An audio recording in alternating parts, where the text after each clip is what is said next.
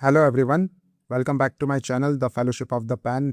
हम हमारी जो सीरीज़ चल रही है उसे कंटिन्यू कर रहे हैं और आज हमारा जो टॉपिक रहेगा वो रहेगा ट्राइबल मूवमेंट्स इन राजस्थान। ठीक है, तो हम आज ट्राइबल मूवमेंट्स पढ़ने वाले हैं।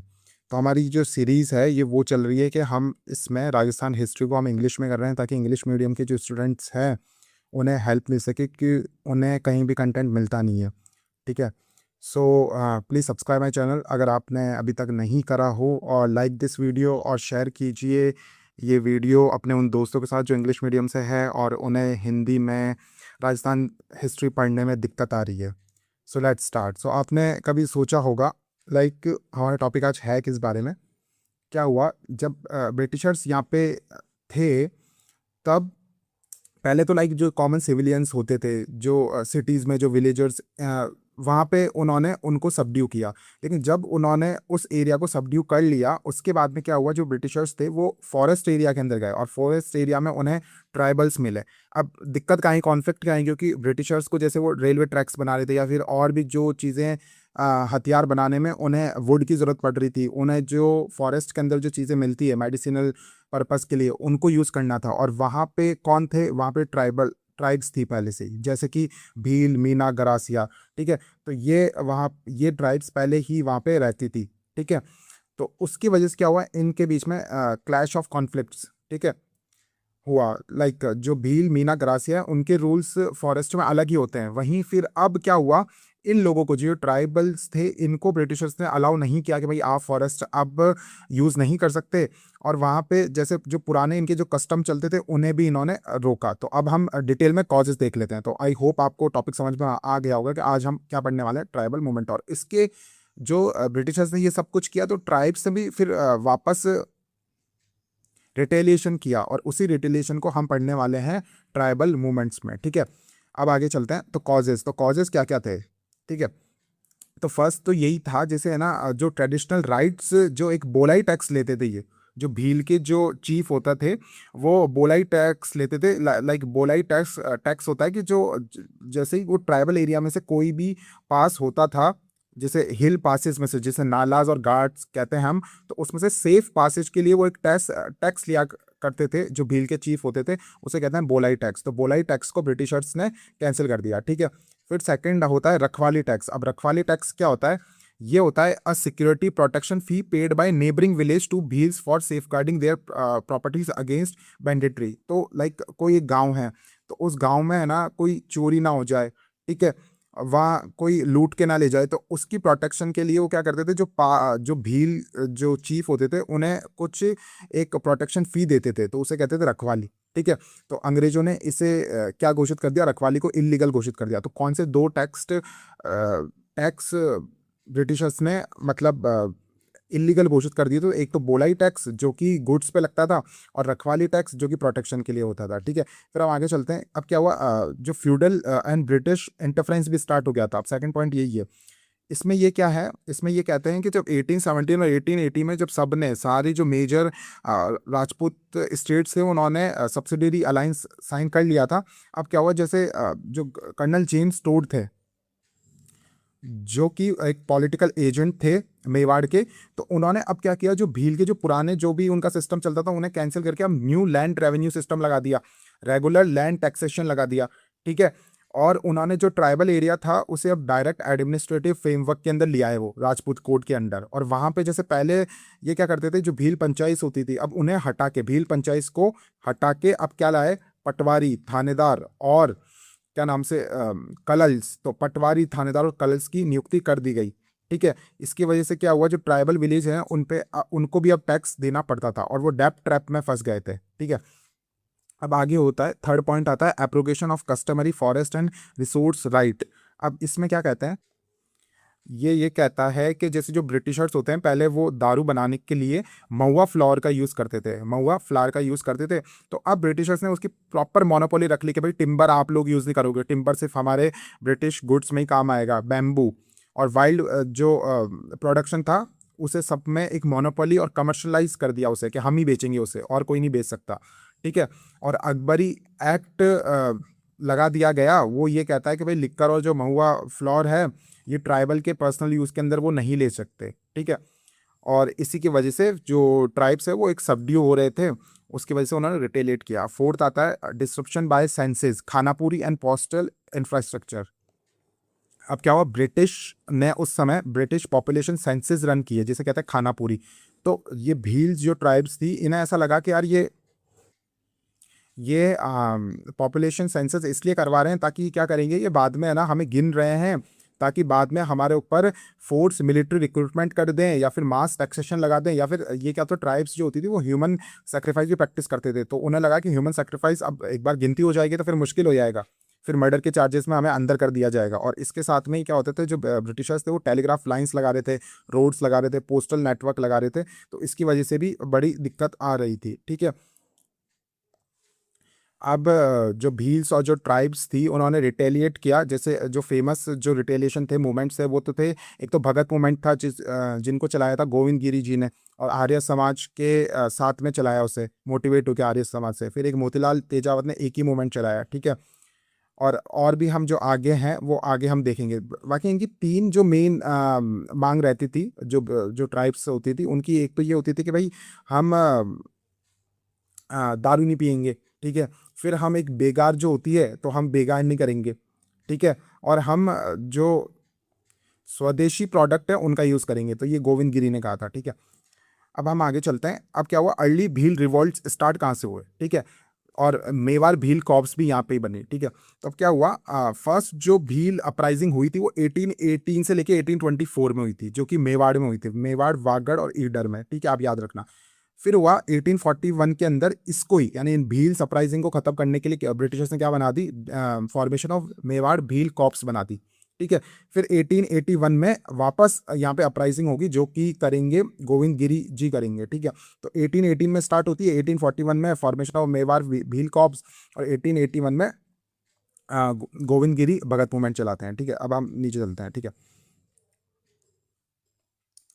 तो अब क्या हुआ, जब 1818 के अंदर, 1818 के अंदर महाराणा भीम सिंह जो मेवाड़ के थे, उन्होंने साइन कर ली थी सब्सिडियरी अलायंस। तो उसकी वजह से क्या हुआ, जो ब्रिटिशर्स है वो अब इन जो मेवाड़ के जो जंगल है जहाँ पे ट्राइब्स रहते हैं वहाँ पे इंटरफेयर करने लग गए।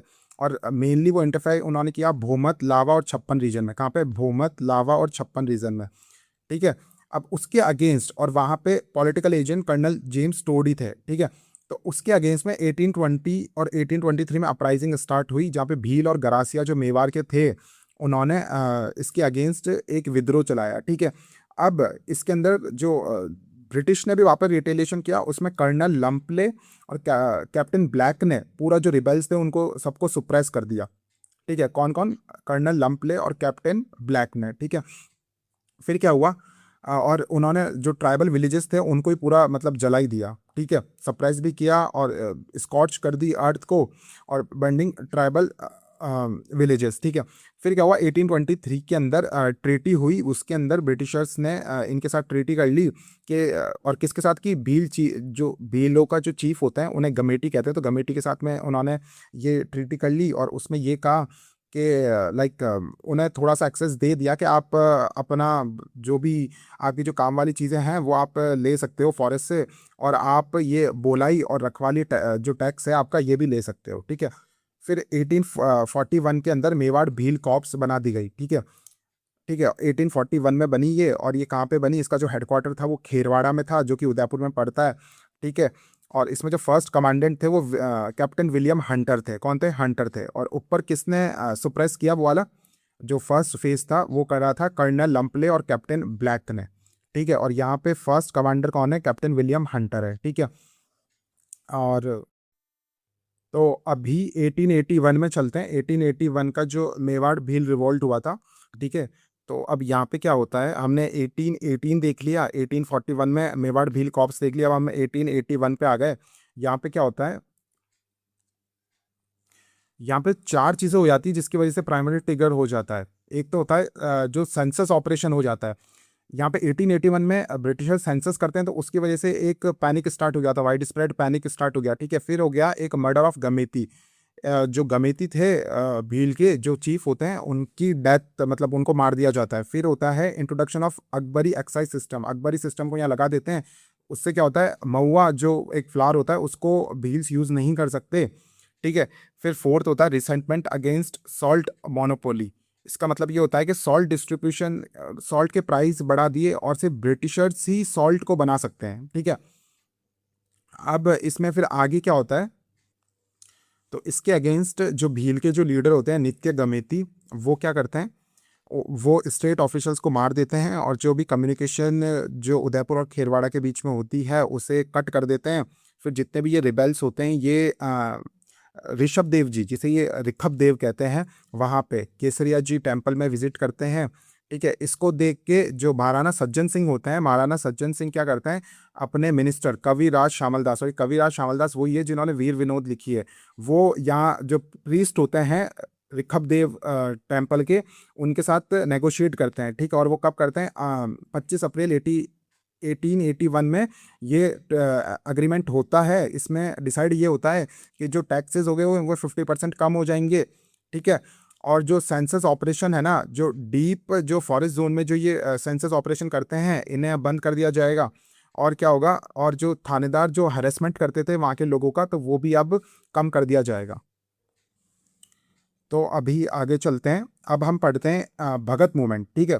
तो इसमें इंपॉर्टेंट चीज़ें हम पढ़ेंगे। तो क्या होता है, ये जो भगत मूवमेंट होता है ये होता कहाँ पे है, सबसे पहले तो ये देख लेते हैं। तो ये है ना भीलसी करते हैं वागड़ रीजन वाले, यानी डूंगरपुर, बांसवाड़ा, ईडर और सूंट। डूंगरपुर, बांसवाड़ा, ईडर और सूंट, ये 4 रीजन के जो भील होते हैं वो ये मूवमेंट चलाते हैं, ठीक है। और इसके लीडर कौन होते हैं, तो गोविंद गिरी होते हैं, ठीक है। भगत मूवमेंट कौन चलाते हैं, गोविंद गिरी चलाते हैं, ठीक है। फिर इसके बाद में 1883 के अंदर एक संप सभा इस्टेब्लिश करते हैं। कौन करते हैं, जो गोविंद गिरी होते हैं वो संप सभा इस्टेब्लिश करते हैं, ठीक है। अभी संप सभा के जो रूल क्या होते हैं, तो ये मॉरल कोड सिखाते हैं कि भाई आपको दारू नहीं पीना, आपको स्वदेशी यूज़ करना है प्रोडक्ट्स, ठीक है। और आपको वेजिटेरियन को प्रमोट करना है। ये जो संप सभा होती है, जो ये गोविंद गिरी जी होते हैं, ये आर्य समाज से प्रभावित हुए हुए रहते हैं, ठीक है।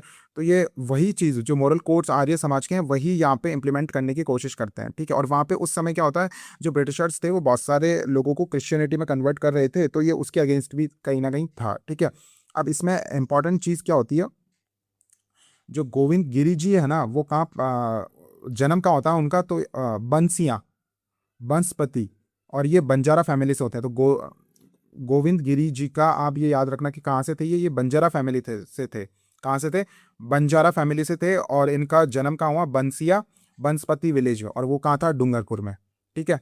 तो यहाँ पे लोग क्या करते हैं, बांसिया बंसपति होता है तो लोग सोचते हैं बांसवाड़ा, ये बांसवाड़ा में नहीं है, ये कहाँ पे, डूंगरपुर में इनका जन्म हुआ है, बंसी या बंसपति विलेज में, और ये बंजारा फैमिली से है, ठीक है। और जैसे मैंने बताया था कि आर्य समाज से डीपली इन्फ्लुएंस थे, तो ये स्वामी दयानंद सरस्वती से बहुत ज़्यादा डीपली इन्फ्लुएंस थे, और ये खुद मिले भी थे 1880 और 1881 में उदयपुर में ये मिले भी थे, ठीक है। और इनका जो मेन मुद्दा ये था कि सोशियो मॉरल अपलिफ्टमेंट करना चाहते थे ये ट्राइबल्स का, और स्वदेशी कॉन्शियसनेस डेवलप करना चाहते थे, ठीक है। अब आगे हम देखते हैं, तो इनका जो मेन टीचिंग्स थी वो क्या थी, गोविंद गिरी जी की। तो गोविंद गिरी जी की मेन टीचिंग्स ये थी कि भाई ट्राइबल्स के बीच में क्लीनिनेस ज़्यादा बढ़े, मॉरल लाइफस्टाइल फॉलो करे, वो चोरी वगैरह नहीं करे, वेजिटेरियनिज्म फॉलो करे, ठीक है। और अल्कोहल नहीं पिए, ठीक है, हाइजीन का ध्यान रखें, ठीक है। और बेगार को बिल्कुल आप रिजेक्ट कर दो, ठीक है। जो बेगार का मतलब ये होता है कि भाई आप किसी को पैसा बिल्कुल भी नहीं दे रहे और उससे काम ले रहे हो। जैसे राजस्थान में कई वर्ड्स यूज भी करते हैं कि यार ये क्या बेगार है। बेगार का मतलब होता है कुछ मिलना है नहीं और अपन सिर्फ एफर्ट्स पुट कर रहे हैं। तो मतलब बेगार का मतलब होता है कि अनपेड जो लेबर होते हैं उसे बेगार कहते हैं, ठीक है। और इनका एक और एम था कि जो इलीगल जो लैंड सीज, मतलब जो लैंड लोग ऐसे दबा लेते थे, ठीक है, तो उसको भी ये मना करते थे। और ये ब्रिटिश गुड्स को है ना बॉयकॉट करने की कहते थे और स्वदेशी अपनाने की बोलते थे। और ये इंटरनल ट्राइबल आर्बिट्रेशन पंचायत्स के बहुत ज़्यादा प्रोपाउंडर थे, ठीक है, ये पंचायत के, ठीक है। अब संप सभा जो मैंने बताया था, तो ये संप सभा है ना 1883 में बनाई गई थी, कहाँ, सिरोही में। जो गोविंद गिरी जी थे वो खुद डूंगरपुर के थे और खुद बंजारा के थे, लेकिन इस मूवमेंट के अंदर सबसे ज़्यादा कौन थे, भील थे। कहाँ के थे, डूंगरपुर बांसवाड़ा रीजन के। और ये संप सभा कहाँ बनाई गई, सिरोही में बनाई गई, ठीक है। जो संप है, संप जो वर्ड है वो ड्राइव फ्रॉम राजस्थानी वर्ड से ये ड्राइव किया गया है, जिसका मतलब होता है यूनिटी, लव, हार्मनी और ब्रदरहुड, ठीक है। इसमें जो 10 रूल्स दिए गए थे गोविंद गिरी जी के, जो कि मैंने समझाया था ऊपर, वही 10 रूल्स है, ठीक है। और जो धूनी और निशान क्या होता है, तो एवरी जो भगत विलेज होगा ना, वो एक सेक्रेड फायर पिट धूनी इस्टेब्लिश करेगा, एक धूनी, और एक है ना वाइट फ्लैग जो निशान होता है वो एक सिंबल ऑफ स्पिरिचुअल प्योरिटी रखेगा। तो धूनी और निशान क्या होता है, तो धूनी का मतलब तो होता है जो सेक्रेड फायर पिट, मतलब जो जहाँ हम आग लगाते हैं ना, तो वो सेक्रेड जो पिट होता है उसे धूनी कहते हैं, ठीक है। और जो निशान होता है, निशान किसे कहते हैं, वाइट फ्लैग को निशान कहते हैं। और ये सिंबल किसका होता है, ये प्योरिटी का सिंबल होता है, मॉरल रिफॉर्म का होता है, और सोशल सॉलिडरिटी का होता है, ठीक है। अब क्या होता है, हम आगे चलते हैं। अब एक कांड हुआ था यहाँ पे, मानगढ़ हिल असेंबली हो रही थी 1913 में, जहाँ पे ब्रिटिशर्स आके इन्हें मार, बहुत सारे लोगों को मार देते हैं। तो डिटेल में देखते हैं। तो क्या होता है, 911 के अंदर क्या हुआ, जो गोविंद गिरी जी थे, वो उन्होंने अपना जो सेंटर है वो बेड़सा विलेज बना लेते हैं। वो सम सभा स्टार्ट तो कहीं सिरोही से, लेकिन अब क्या हुआ, 1911 के अंदर गोविंद गिरी ने अपना जो सेंटर है वो बेड़सा विलेज बना लेते हैं, कहाँ का, डूंगरपुर का, ठीक है। अब यहाँ क्या होता है, यहाँ ट्राइबल जो पॉपुलेशन है होती है वो सारी यहीं आने लग जाती है। कहाँ से, मतलब जो ट्राइबल पॉपुलेशन जो डूंगरपुर, बांसवाड़ा और ईडर और सूंट की थे ना, वो अब धीरे धीरे मतलब इस मूवमेंट से जुड़ना स्टार्ट हो जाता है। उसकी वजह से क्या होता है, जो ब्रिटिश पॉलिटिकल एजेंट है ना, उन्हें डर लगता है कि यार ये कहीं इंडिपेंडेंट भील किंगडम नहीं बना ले, ठीक है। तो अब क्या होता है, जो डूंगरपुर और बांसवाड़ा के जो ट्रूप्स होते हैं वो ये भगत मूवमेंट वालों को मतलब प्रताड़ित करते हैं। और जो इनकी दो जो धूनीस बनी हुई रहती है, जो इनका सिंबल होता है धूनी, ठीक है, उन्हें ये तोड़ते हैं, निशान को तोड़ते हैं, ठीक है। और बहुत सारे जो गोविंद गिरी के जो चीफ डिसाइपल थे उन्हें ये अरेस्ट कर लेते हैं। जैसे फेमस है पुण्य पर्चा, तो ये पुण्य पर्चा जी को उठा के अरेस्ट कर लेते हैं, ठीक है। अब क्या होता है, ये सब यहाँ पे बेड़सा विलेज से, फिर यहाँ से, क्योंकि यहाँ पे तो वो रिप्रेशन आ जाता है, तो यहाँ से भाग के क्या करते हैं, अक्टूबर 1913 के अंदर ये गोविंद गिरी और उनके जितने भी thousand of Bhil arm supporters थे, ये मानगढ़ हिल पे मतलब इकट्ठे होते हैं। कहाँ पे होते हैं, मानगढ़ हिल पे। और मानगढ़ हिल है कहाँ, मानगढ़ हिल बांसवाड़ा में है। तो ये डूंगरपुर बेड़सा में स्टार्ट हुआ था, ठीक है। उससे ये भाग के कहाँ आ जाते हैं, मानगढ़, और मानगढ़ कहाँ पे, बांसवाड़ा में है, ठीक है। और ये सूट स्टेट में है, Banswara state and suit state के बीच में है, ठीक है। अब यहाँ पे क्या होता है, यहाँ पे एक एनुअल रिलीजियस यज्ञ होता है जिसे हम कहते हैं, तो ये माघ शीश पूर्णिमा को, किसको, माघ शीश पूर्णिमा को ये यहाँ पे मिलते हैं। और वो डेट क्या होती है, वो डेट होती है 17 नवंबर 1913। तो ये 17 नवंबर 1913 को यहाँ पे, मतलब यहाँ पे ये मिलते हैं, ठीक है। लाइक जो मैसेकर होता है वो 17 नवंबर 1913 को होता है, लेकिन मिलना तो पहले स्टार्ट कर देते हैं, एक महीने को।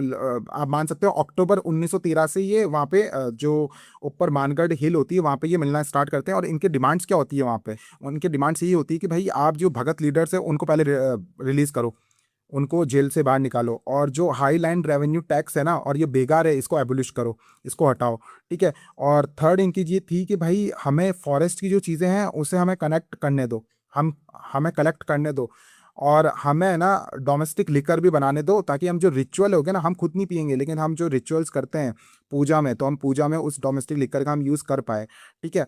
और ये चाहते थे कि हमें ये भी फ्रीडम मिले कि हम रिलीजियस रिचुअल कर सके इस मानगढ़ हिल पे, जहाँ पे कोई स्टेट इन्फ्लुएंस नहीं है। तो इनकी 4 डिमांड्स थी, ठीक है। लेकिन ये जो टर्म्स थी ये तो मानी नहीं स्टेट ने। उल्टा क्या करा, ब्रिटिशर्स ने 17 नवंबर 1913 को पूरी एक आर्म फोर्स ही भेज दी, ठीक है। लाइक 15 नवंबर 1913 तक ब्रिटिशर्स ने कहा कि आप ये मानगढ़ हिल छोड़ के चले जाओ, लेकिन ये ट्राइब्स जो भील के थे, जो सपोर्टर थे गोविंद गिरी जी के, ये गए नहीं। तो उसकी वजह से 17 नवंबर 1913 को यहाँ पे प्रॉपर आर्मी आती है और यहाँ पे प्रॉपर मैसेकर कर देती है, जहाँ पे 1500 भील लोगों को मार दिया था। जो मेवाल भील कॉर्प्स है उन्होंने 1500 भील लोगों को मार दिया था, ठीक है। तो यहाँ पे लाइक जो ब्रिटिशर्स होते हैं, वैसे तो 17 नवंबर 1913 को जैसे बनाया था मार्गशीर्ष पूर्णिमा होता है, तो यहाँ पे ये सब मिलते हैं। तो इनको अल्टीमेटम देते हैं कि भाई 15 नवंबर तक आप यहाँ से छोड़ के चलिए आओ, लेकिन ये जाते नहीं हैं। तो उसकी वजह से ब्रिटिशर्स कौन कौन सी फोर्सेस को लेके आते हैं, मेवाड़ भील कॉर्प्स यहाँ पे आता है, 7th राजपूताना राइफल्स होती है, और वेलेस्ली राइफल्स, तीनों आके यहाँ पे सराउंड कर लेती है मानगढ़ को। और लाइक विदाउट नोइंग बिल्कुल कुछ सेकंड थॉट के बिना वो क्या करते हैं, अंधाधुंध फायरिंग स्टार्ट कर देते हैं। मशीन गन्स का यहाँ पे यूज़ होता है। यहाँ पे किसका, मशीन गन्स का यूज़ होता है, जहाँ पे जो मेजर एस बेली और कैप्टन ईजी हेड ये करते हैं, ये ऑर्डर देते हैं कि भाई कंटिन्यूस मशीन गन का यूज़ करो, भले आपके सामने लड़का हो, लड़की हो या बच्चे हो। तो यहाँ पे ये 1500 लोगों को मार देते हैं। और इसी जो ये इतना बड़ा कांड हुआ था, इसे हम कहते हैं जलियांवाला बाग ऑफ राजस्थान, राजस्थान का जलियांवाला बाग। भले ही ये 1913 में हुआ है, जलियांवाला बाग इंसिडेंट तो 1919 में हुआ है, ये 1906 साल पहले हुआ है, तो भी इसे जलियांवाला बाग ऑफ राजस्थान कहते हैं। ये जलियांवाला बाग से भी शायद वर्ड्स ही था, क्योंकि इसके अंदर बैलेंटली मशीन गन्स का यूज़ करके लाइक इक्वली उस जलियांवाला बाग जितना ही वर्ड्स था, ठीक है, जहाँ पे 1500 भील ट्राइबल्स को यहाँ पे मार दिया जाता है। और यहाँ पे जो कौन थे कल्प्रिट, तो मेजर एस बेली और कैप्टन ईजी हेड के ऑर्डर्स पे ये होता है, बेली और हेड के ऑर्डर्स पे ये होता है, ठीक है। अब यहाँ पे क्या करते हैं, गोविंद गिरी यहाँ पे बहुत जख्मी हो जाते हैं, और जो उनके पुण्य पर्चा जो उनके लेफ्टिनेंट थे उनको भी अरेस्ट कर लिया जाता है, दोनों को। पहले गोविंद गिरी जी को ऐसा कहते हैं कि भाई आपको डेथ सेंटेंस दिया जाएगा, लेकिन फिर अपील करने पे उनको उनकी सज़ा कम कर देते हैं 10 साल की। फिर लाइक उन्होंने जब नॉन वायलेंट रिलीजियस स्टांस अपने प्रैक्टिस किए, तो उनको 1919 के अंदर छोड़ दिया जाता है, एक ही कंडीशन के, आप डूंगरपुर, बांसवाड़ा और मेवाड़ के अंदर आप एंट्री नहीं लोगे। और गोविंद गिरी जी फिर अपने जो लास्ट जो है वो खम्बोई विलेज जो कि गुजरात में है, तो वहाँ पे वो जीते हैं, और 1931 में उनका इंतकाल हो जाता है। अब हम आगे चलते हैं, एक ही आंदोलन जिसे हम कहते हैं मातृकुंडिया मूवमेंट भी कहते हैं। और यहाँ ये किसने किया था, ये मोतीलाल तेजावत ने किया था। तो एक ही मूवमेंट जिसे मातृ कुंडिया मूवमेंट भी कहते हैं, और ये मोतीलाल तेजावत ने किया था, ठीक है।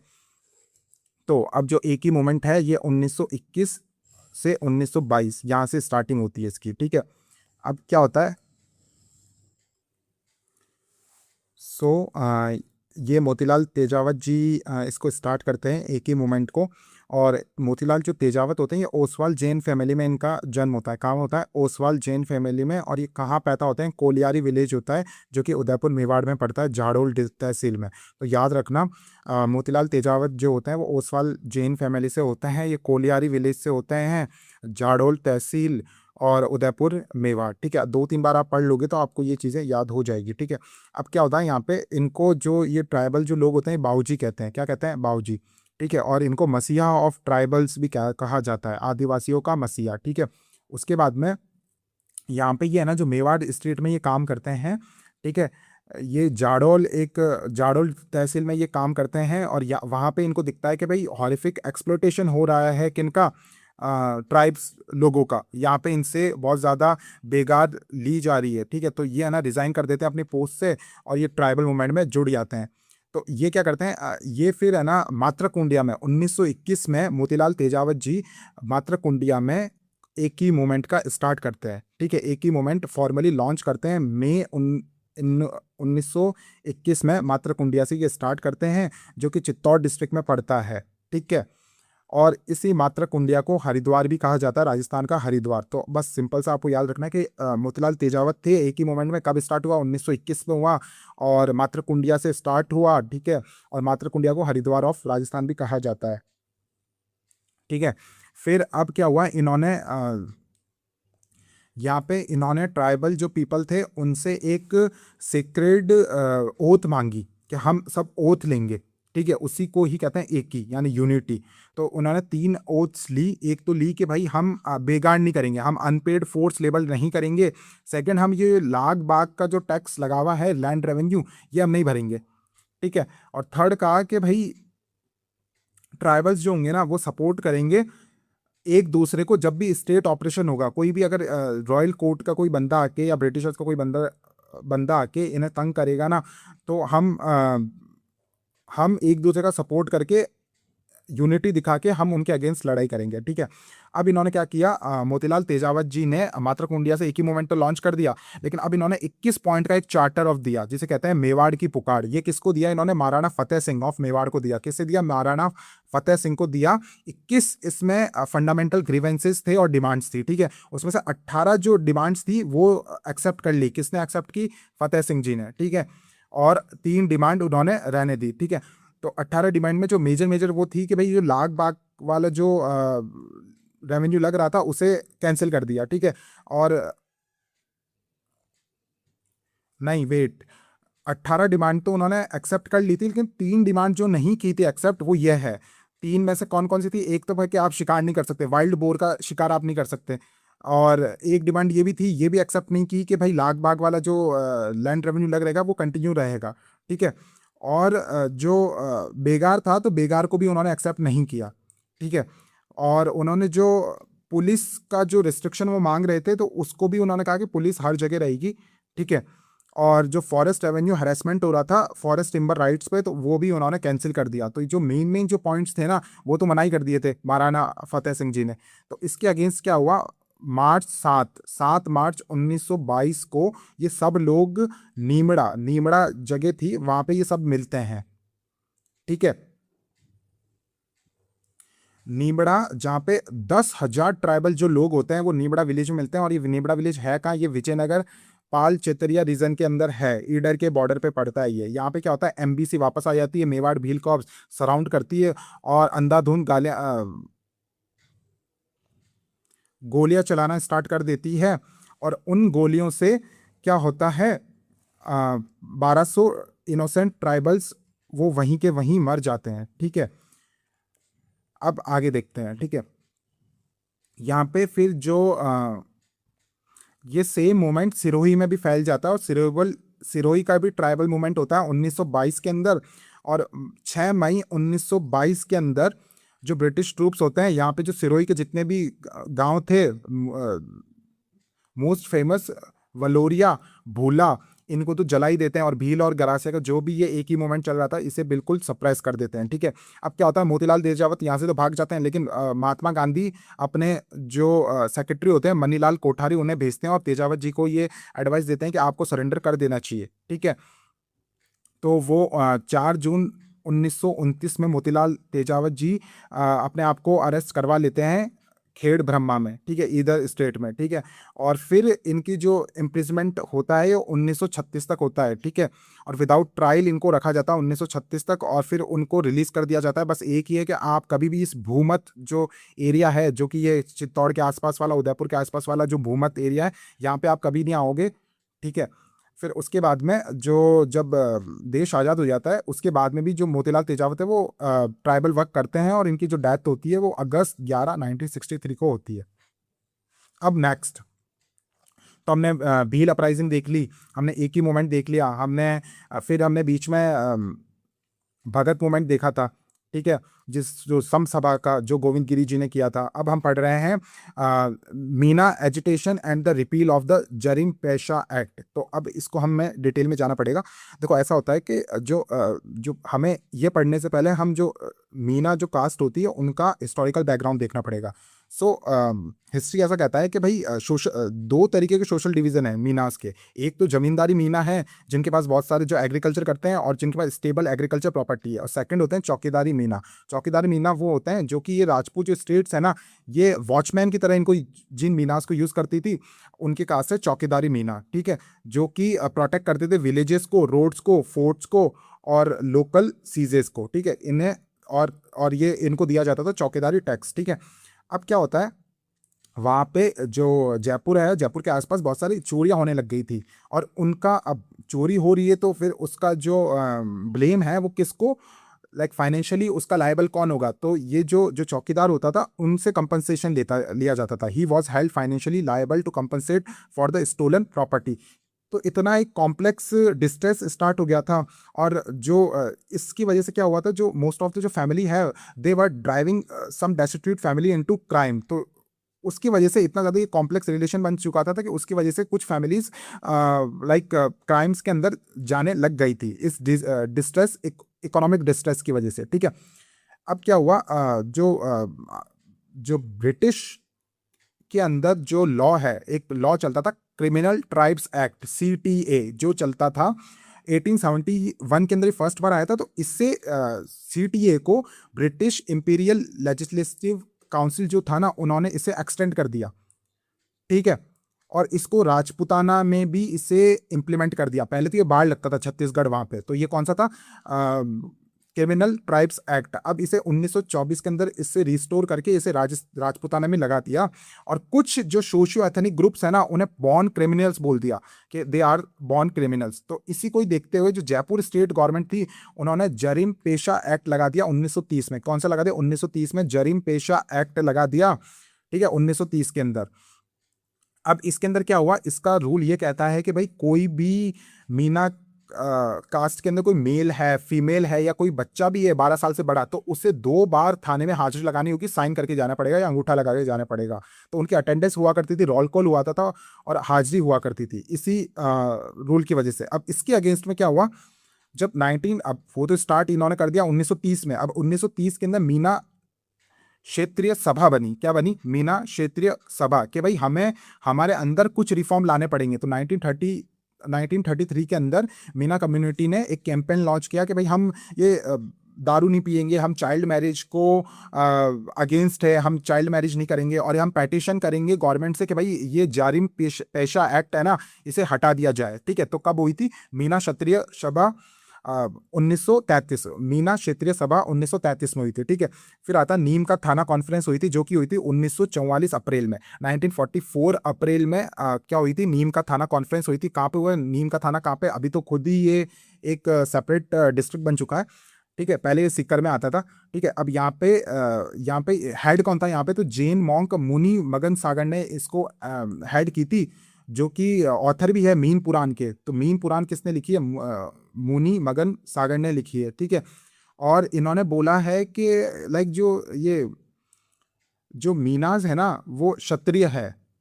ठीक है, और वो जो लॉर्ड मत्स्या है ना ये वहां से आए हुए हैं। इनकी जो जीनियोलॉजी है ना उन्होंने वो बताई है कि भाई इनको ये जो लॉर्ड मत्स्या है ना तो ये वहां से आ रखे हैं। ठीक है, और किस बुक में ये चीज समझाई गई थी? तो ये मीन पुराण में समझाई गई थी। ठीक है, सो अब आगे देखते हैं फिर क्या हुआ। ये अखिल भारतीय मीना क्षत्रिय महासभा का भी यहाँ पे बनाया जाता है, और इस जो अखिल भारतीय मीना क्षत्रिय महासभा को हेड कौन करते हैं?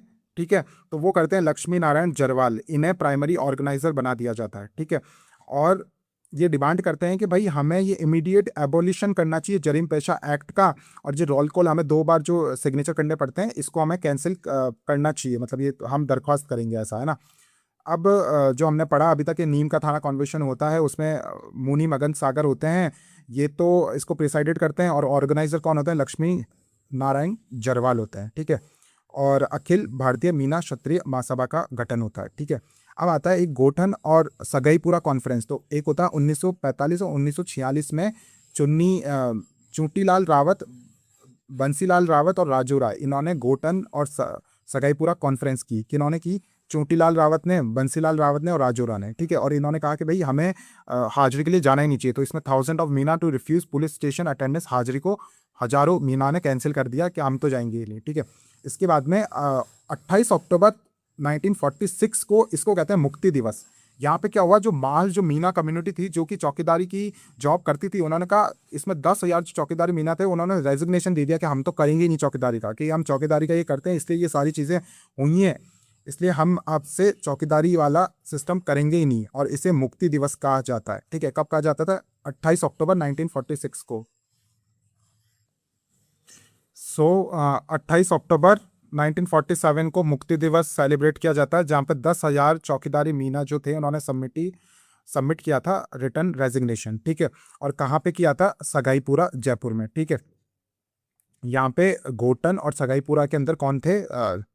चूंटीलाल रावत थे, बंसीलाल रावत थे और राजोरा थे। ठीक है, अब आगे चलते हैं। अब 1946 में क्या हुआ, इस रूल में थोड़ा चेंज हुआ। यहाँ पे ये जयपुर प्रजामंडल लीडर्स लाइक हरिलाल शास्त्री और टीकालाल पालीवाल ने इसमें इंटरफेयर करके कहा कि भाई जो वुमेन है उन्हें आने की जरूरत नहीं है। वुमेन को और जो चिल्ड्रन थे जो कि 12 साल से कम की एज के थे उन्हें मतलब इस रोल कॉल एक्टिविटी में आने का मना कर दिया, और फाइनली 1952 के अंदर इसे कंप्लीटली हटा दिया गया इस रूल को। ठीक है ना, जहाँ पे फर्स्ट बार जो इलेक्शन डेमोक्रेटिक गवर्नमेंट आई थी राजस्थान में टीकाराम पालीवाल जी के हेड में।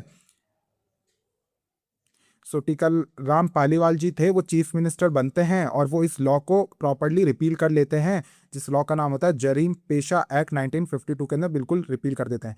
अब ये तो लाइक अब हमने जितना भी पढ़ा है मैं उसे 2-3 मिनट में समराइज कर देता हूँ, ठीक है। तो क्या हुआ, जो हमने फर्स्ट जो भील रिवोल्ट पढ़ा जो कि 1818 से लेके 1881 तक जो चला था, उसमें से हमने मेन जो हमने पढ़ा था, जो एरिया था वो था मेवाड़ का, वागड़ का, सिरोही का और भूमत का, ठीक है। यहाँ पे हमने देखा था कि गमीतीज बहुत सारे गमीती की डेथ हो जाती है। एक जो नित्य गमीती जो भील के लीडर थे उन्होंने रिवोल्ट किया था, ठीक है। और मोस्टली हमने यही पढ़ा था और यहाँ पे हम देखते हैं कि एग्रीमेंट हुए थे जो कि हमने डिटेल में ऊपर किए हैं। तो जो भील रिवोल्ट्स हुए थे वो मेवाड़ में हुए और 1818 से लेके 1881 तक हुए। और ये याद रखना है कि 1841 के अंदर क्या हुआ था, मेवाड़ भील कॉर्प्स बनाया गया था, ठीक है, जो खेरवाड़ा में बनाया गया है। फिर हम देखते हैं भगत मूवमेंट स्टार्ट हुआ था 1883 से लेके 1913 तक। और ये कहाँ हुआ था, ये डूंगरपुर बांसवाड़ा वाले एरिया में हुआ था। यहाँ गुरु गोविंद जी मेन हेड थे। यहाँ पे क्या होता है, मानगढ़ कांड हो जाता है, मानगढ़ धाम कांड हो जाता है, जहाँ पे क्या होता है 1500 भील लोग मारे जाते हैं। और मानगढ़ जो भील कांड होता है वो होता कब है, वो होता है 17 नवंबर 1913 में। तो बार बार इस डेट को मैं इसलिए बोल रहा हूँ ताकि आपको याद रहे, 17 नवंबर 1913 में हुआ था मानगढ़ मैसेकर, ठीक है। फिर आता है एक ही मूवमेंट, ठीक है। एक ही मूवमेंट जो हुआ था वो मोतीलाल तेजावत के अंडर में हुआ था। यहाँ पे भी एक कांड हो जाता है नीमड़ा मैसेकर। नीमड़ा मैसेकर कब होता है, 7 मार्च 1922 में। कब होता है, 7 मार्च 1922 में। और क्या नाम से मानगढ़ मैसेकर कब होता है, 17 नवंबर 1913 में। और नीमड़ा कब होता है, 7 मार्च 1922 में, याद रखना आप, ठीक है। फिर हम देखते हैं कि जो मोतीलाल तेजावत जी थे वो 21 पॉइंट का मेवाड़ की पुकार जो फतेह सिंह जी थे उन्हें ये देते हैं। उसमें से फतेह सिंह जी 18 मांगे तो पूरी कर देते हैं लेकिन 3 छोड़ देते हैं, ठीक है। और फिर हमने देखा था लास्ट में मीना, जो मीना एजिटेशन है वो हम देखते हैं, जहाँ पे 1930 के अंदर जरीम पेशा एक्ट लगा दिया जाता है जयपुर के अंदर, जहाँ पे 2 टाइम मीना कास्ट के जो बच्चे मतलब 12 साल से बड़े बच्चे, वुमेन और जो लड़के होते हैं उन्हें पुलिस स्टेशन में जाके सिग्नेचर करना पड़ता था। उसके अगेंस्ट क्या क्या हुआ, उसके अगेंस्ट 1900 पहले तो मीना क्षत्रिय सभा बनी 1934 में। फिर 1944 के अंदर नीम का थाना कॉन्फ्रेंस हुई। और यहाँ पे जो मेन थे वो कौन थे, मुनि मगन सागर थे, लक्ष्मी नारायण जरवाल थे और चूटीलाल रावत थे, ठीक है। और फाइनली 1946 में तो बच्चों को और वुमेन को बाहर निकाल दिया गया था और कंप्लीट रिपील किया गया था, किसके द्वारा, टीकाराम पालीवाल जी का। जब वो फर्स्ट इलेक्ट होके आए थे, उन्होंने गवर्नमेंट फॉर्म की थी, जब वो एज ए सीएम आए थे तो उन्होंने जरीम पेशा एक्ट को 1952 में वापस ले लिया। और एक आप याद रखना, मुक्ति दिवस कब मनाया जाता है, जहाँ पे 10,000 चौकीदार जो मीना थे उन्होंने रिजिग्नेशन दे दिया था, ठीक है। और वो कब हुआ था, 28 अक्टूबर 1946 में, ठीक है। और ये जितना भी हमने अभी पढ़ा है ये मैंने शॉर्ट में इनके नोट्स बनाए हैं। अगर आपको ये नोट चाहिए तो आपको टेलीग्राम चैनल ज्वाइन करना है मेरा, वहाँ पे ये आपको फ्री ऑफ कॉस्ट ये आपको नोट्स मिल जाएंगे, ठीक है। और प्लीज़ अगर आप अभी तक देख रहे हैं तो please subscribe my channel and like this video. आप मुझे कमेंट्स में बता सकते हैं कि मैं अगली वीडियो किस टॉपिक पर बनाऊँ, क्योंकि आपको ही पता है कि ये जो कंटेंट इतना एनरिच कंटेंट है वो बनाना बहुत मुश्किल है। आप ये मीन्स का, और मैं चाहता था तो pre like simply MCQ form में मैं लिया था इस फॉर्मेट को, लेकिन मैंने इसमें डिटेल नोट्स दिए हैं ताकि आपको अगर मेंस में यूज़ करना है RS में तो आप भी इससे भी लाइक मेंस में भी आप यूज़ कर सकते हैं। कितना भी डिटेल क्वेश्चन आए इसके बारे आपके क्वेश्चन जा नहीं सकते। सो इतनी मेहनत करने के बाद में प्लीज़ मैं लाइक तो डिज़र्व करता ही हूँ, और आप प्लीज़ फॉलो करिए इस चैनल को और सपोर्ट करिए ताकि मैं और भी वीडियोज़ ला सकूँ। And see you in the next class, bye.